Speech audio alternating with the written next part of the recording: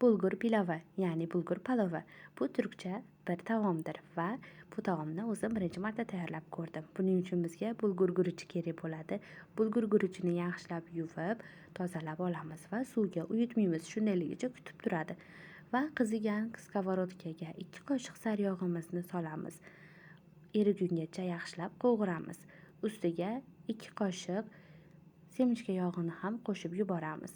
Ikkala yog'ni ham bir-biriga singib erishini kutib turamiz.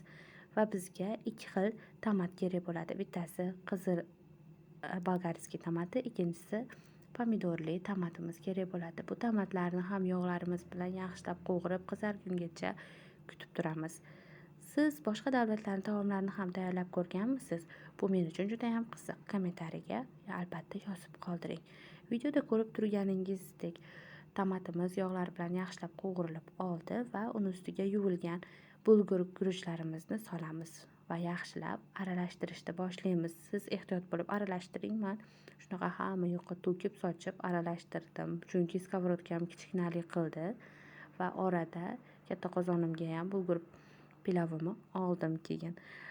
Va shunaqa qovurayotganingizdan keyin orada tuz, tabga ko'ra ziravorlar ham solishingiz mumkin. Masalan, men ziravor solmadim, chunki bulgur pilovini ziravorlarsiz yeyishni yaxshi ko'raman. Bu pilovni ustiga keyin suv ilova etamiz. Suvni ham xuddi sho'laga solganingizdaqa solasiz va suvni tortib bo'lgandan keyin 10 minutga damlab qo'yasiz va bulgur pilovimiz tayyor bo'ldi. Bu bulgur pilovini qizim bilan birga hozir aralashtiryapman. Shu qoshiqchani qizim ushlab olgan, ko'ryapsizlar. Va shunaqa qilib chiroyli qilib, dekora qilib servis qilamiz. Yoqimli ishtaha.